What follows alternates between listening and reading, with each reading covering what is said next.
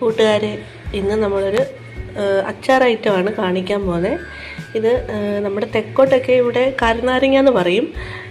ഓരോ നാട്ടിലും ഓരോ പേരായിരിക്കും, എനിക്ക് വേറെ പേരൊന്നും അറിയാൻ വയ്യ.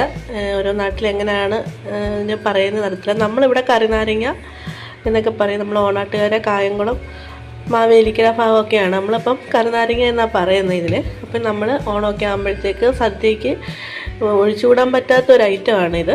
അപ്പം ഞാൻ എങ്ങനെയാണ് ഇന്ന് കരുനാരങ്ങ വെക്കുന്നതെന്ന്, നമ്മുടെ രീതിയിൽ എങ്ങനെയാണ് വെക്കുന്നതെന്ന് ഞാൻ കാണിച്ചു തരാം. അപ്പം ഞാൻ ആദ്യം ഇതെല്ലാം തൊലിയെല്ലാം കളഞ്ഞ് ഒന്ന് കഴുകി വൃത്തിയാക്കി അരിഞ്ഞു കൊണ്ടുവരാം. എന്നിട്ട് നിങ്ങളെ കാണിച്ചു തരാം.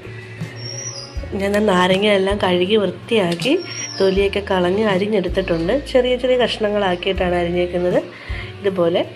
അപ്പം നമുക്കിനി ഇതെങ്ങനെയാണ് തയ്യാറാക്കുന്നത് നോക്കാം. നമ്മളൊരു പാത്രം അടുപ്പിൽ വെച്ചിട്ടുണ്ട്. അതൊന്ന് ചൂടായി വരുമ്പോഴത്തേക്ക് നമുക്കതിലേക്ക് വെളിച്ചെണ്ണ ഒഴിച്ചു കൊടുക്കാം. വെളിച്ചെണ്ണ ഒന്ന് ചൂടായി വരുമ്പോഴത്തേക്ക് നമുക്ക് അതിലേക്ക് കടുക് ഇട്ട് കൊടുക്കാം.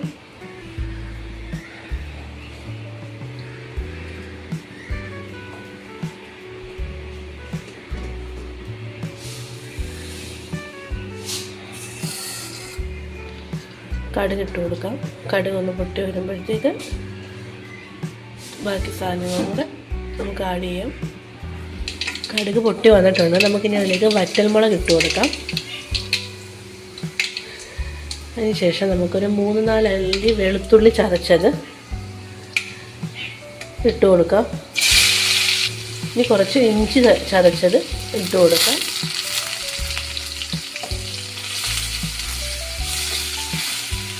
നന്നായിട്ട് ഇളക്കി കൊടുക്കണം.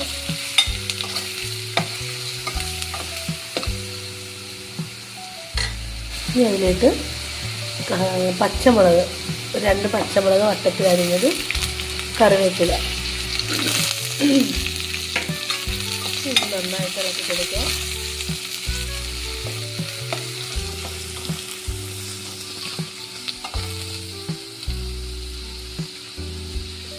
ഇനി നമുക്ക് അരിഞ്ഞ് വെച്ചേക്കുന്ന നാരങ്ങ അതിലേക്ക് ഇട്ട് കൊടുക്കാം.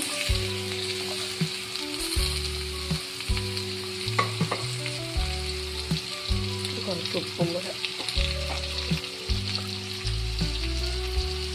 മഞ്ഞൾപ്പൊടി ഇത് നന്നായിട്ട് ഇളക്കി കൊടുക്കുക.